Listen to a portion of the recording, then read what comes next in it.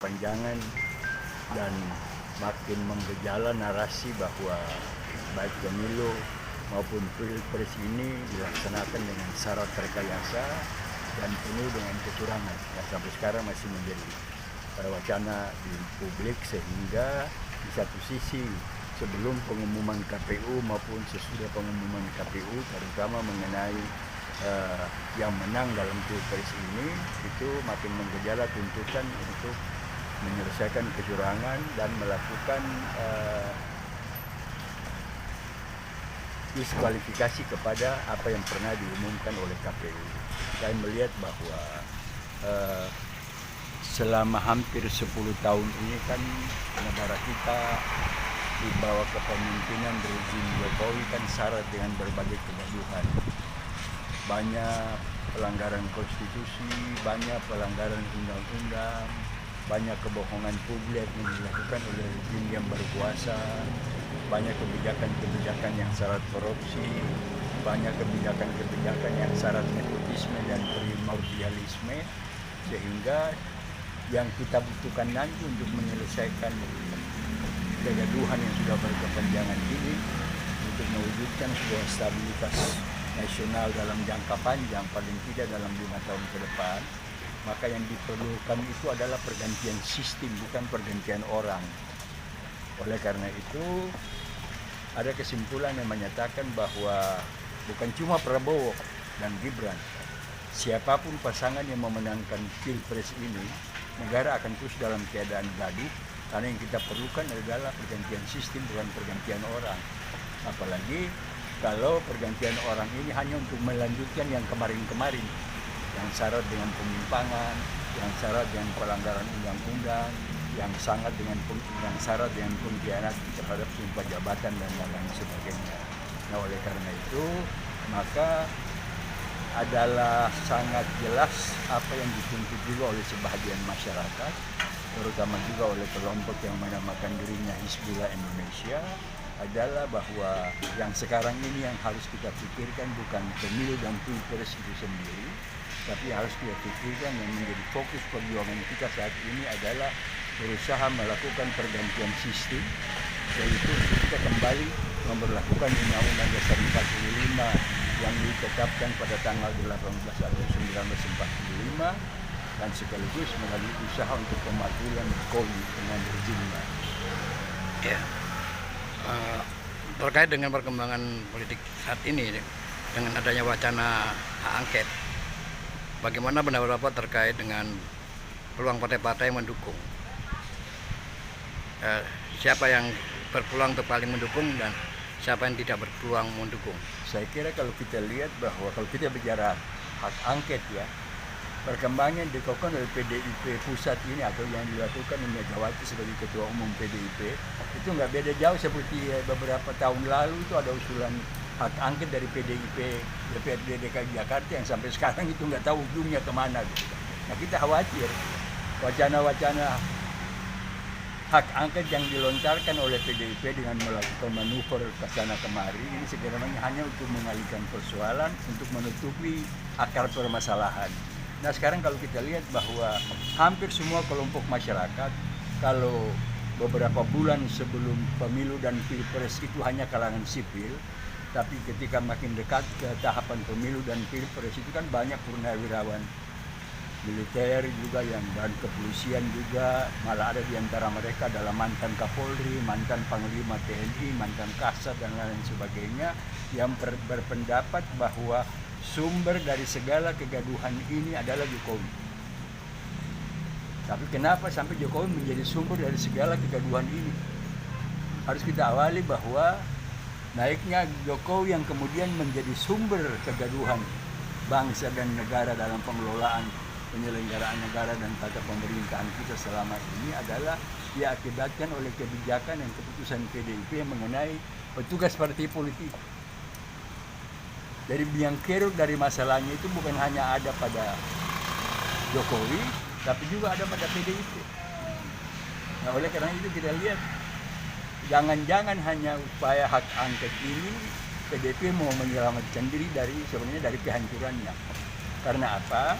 Kalau benar-benar PDIP mau melakukan perlawanan terhadap Jokowi, maka mestinya ketika awal Jokowi melakukan cawe-cawe kemudian mendukung Prabowo dan menyandingkan anaknya sebagai pasangan wakil presiden pada Prabowo, itu mestinya pada saat itu PDIP sudah harus menyatakan diri bahwa Jokowi bukan lagi petugas partai kami,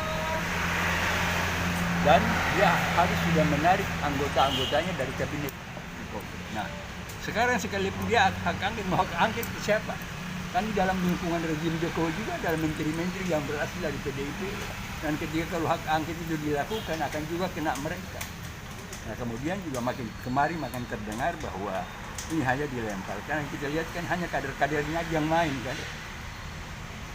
Kalau sekjennya hanya bicara tentang ada operasi senyap untuk menggagalkan pencalekan anggota DPR pusat dan lain sebagainya, menyesalkan itu, menyesalkan ini, tapi secara fokus untuk menggolkan hak angket ini kan hanya wacana-wacana saja. Nah, yang saya lihat ada apa? Kedepan akan terjadi memang ada orang yang menyatakan bahwa dengan dilontarkannya hak angket oleh PDIP, pihak istana ketakutan dan panik. Tapi sebaliknya juga ada info yang menyatakan bahwa PDIP khususnya Ibu Mega tidak akan berani mendorong realisasi hak angket karena nanti kedoknya juga akan dibuka oleh Jokowi. Karena melalui tangan-tangan operasi dari intel-intel yang selama ini dipakai oleh Jokowi dan oleh komunitas intelijen yang dipakai oleh Jokowi, baik secara institusional maupun secara non-struktural, Jokowi juga punya banyak laporan tentang kerja-kerja politik yang bisa diambil sebagai jebakan untuk menghancurkan PDIP.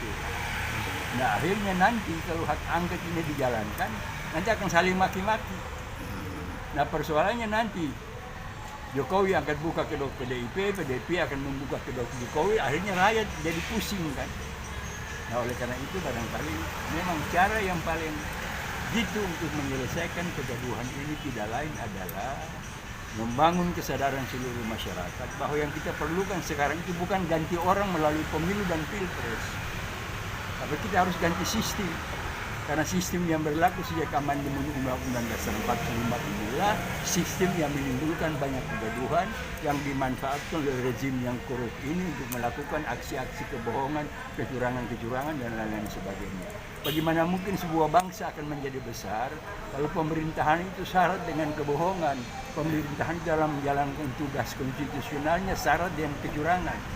Oleh karena itu barangkali marilah kita bersepakat dan sudah tiba saatnya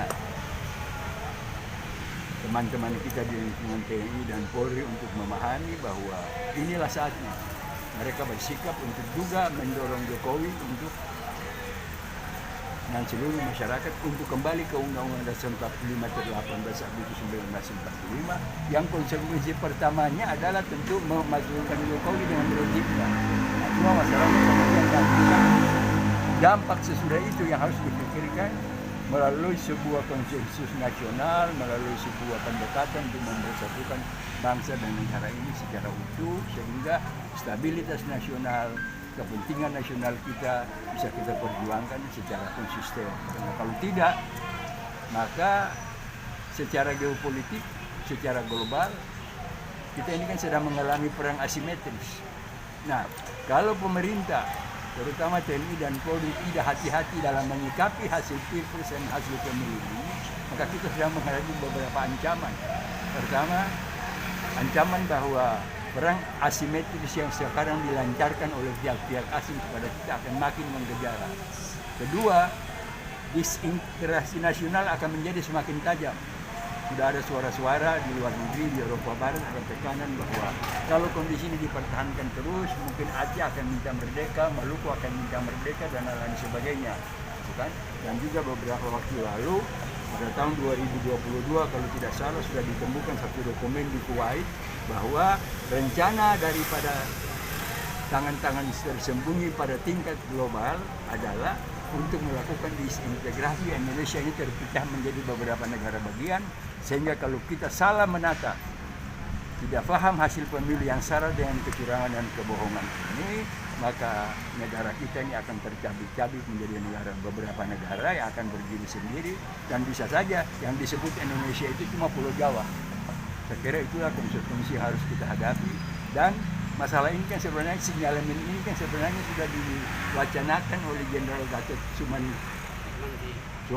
Nurmantio. Jenderal Gatot Nurmantio pada saat dia masih menjadi Panglima TNI mengenai gejala-gejala disintegrasi, ancaman-ancaman disintegrasi yang sengaja dilakukan oleh tangan-tangan tersembunyi pada tingkat global. Oleh karena itu marilah kita mengajak seluruh komponen bangsa untuk bersatu dalam pikiran, dalam tekad, dan dalam sikap perjuangan untuk kembali kepada Undang-Undang Dasar 45 dengan konsekuensi kemajuan Jokowi dan rezimnya.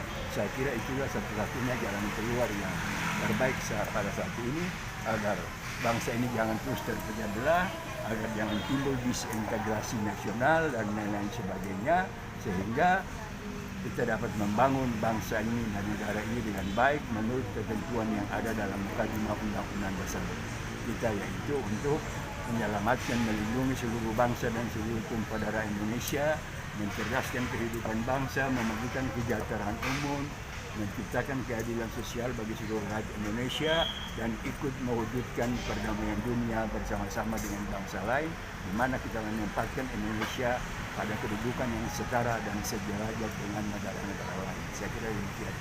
Oke, terima kasih buat Pak Amir Hamzah, pengamat politik. Selamat siang. Wassalamualaikum warahmatullahi wabarakatuh.